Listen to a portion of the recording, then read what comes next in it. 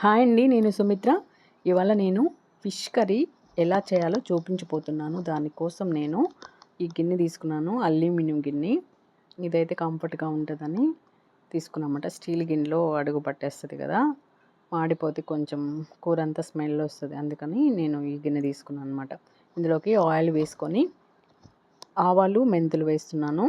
ఆవాలు చిటపటలాడిన తర్వాత medium size onions 2 తీసుకొని కట్ చేసుకున్నాను అనమాట. ఆనియన్స్ వేసుకున్నాము.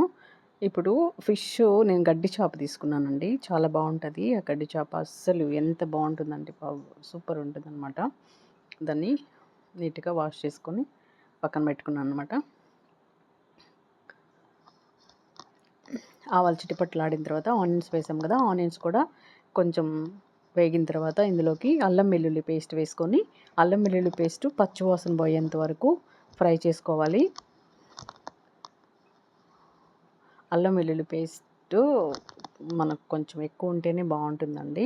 ఆ ఫ్లేవర్ చాలా బాగుంటుంది ఫిష్ కర్రీలో. వేగిపోయిన తర్వాత టమాటోస్ కూడా నేను కట్ చేసుకొని పెట్టుకున్నాను. ఆ టమాటాలు వేసుకొని టమాటాలు కూడా బాగా వేయించుకుందాము. టమాటాలు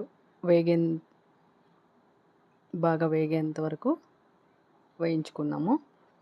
ఇందులోకి ఇప్పుడు రుచికి సరిపడా సాల్టు, కారం వేసుకుందాము.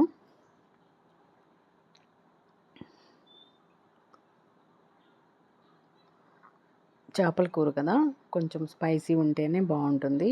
అందుకని కారం, ఉప్పు కరెక్ట్గా చూసుకొని వేసుకోవాలన్నమాట. కొంచెం తక్కువైనా బాగుండదు, మరీ ఎక్కువైనా బాగుండదు. కరెక్ట్గా ఉంటేనే చాలా బాగుంటుంది. సో ఇప్పుడు మనం ఇందులోకి కారం వేసుకుందాము.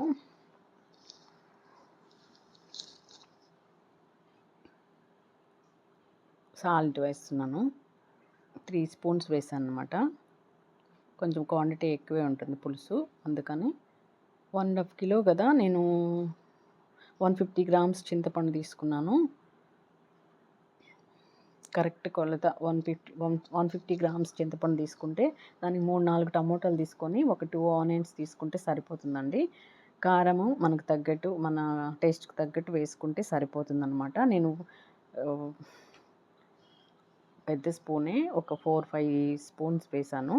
నాకు అంతే సరిపోద్ది అన్నమాట. కారము, పసుపు కూడా ఒక స్పూన్ వేసుకుంటే సరిపోద్ది. ఒక స్పూన్ వేయాలి, ఎందుకంటే ఫిష్ కర్రీ కదా, అందుకని. నేను వంకాయలు వేస్తున్నానండి. వంకాయలు ఆప్షనల్, మీరు కావాలంటే వేసుకోవచ్చు. నాకు ఇష్టము, అందుకని నేను బ్రింజాల్ వేసుకుంటాను ప్రతిసారి.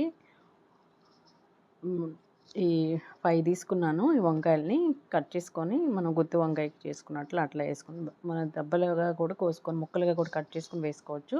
మీకు ఎలా కావాలంటే అలా వేసుకోవచ్చు అనమాట. ముందుగా తీసుకున్న చింతపండు రసము ఇందులో వేసేసుకొని ఒకసారి అంతా కలిసే విధంగా కలిపేసుకోవాలి. కలిపేసుకొని మూత పెట్టుకొని ఇందులో కొత్తిమీర, కరివేపాకు కూడా వేసేసానండి. ఫైనల్గా లాస్ట్లో కొంచెం వేసుకోవచ్చు. ఇప్పుడు మంచిగా తగిలించాను అనమాట. బాగుంటుంది, మంచి అరోమా వస్తుంది మనకి ఈ కూర. మూత తీసుకొని చూసుకుంటే పులుసు బాగా ఉడికిపోయింది. ఇందులోకి ముందుగా వాష్ చేసి పెట్టుకున్న ఫిష్ పీసెస్ ఉన్నాయి కదా, ఈ పీసెస్ని ఇందులోకి వేసేసుకోవాలి. ఒక్కొక్కటిగా నేను వాటర్తో సాల్ట్ వేసుకొని కల్లుప్పుతో వాష్ చేసుకున్న తర్వాత రైస్ వాటర్లో నేను ఒక 1/2 అవర్ ఉంచేస్తాను అన్నమాట. రైస్ వాటర్ తీసేసి మళ్ళీ నార్మల్ వాటర్తో వాష్ చేసుకొని ఫిష్ని అప్పుడు ఇందులో వేస్తాను. అలాగే చేస్తాను అన్నమాట ఇప్పుడు.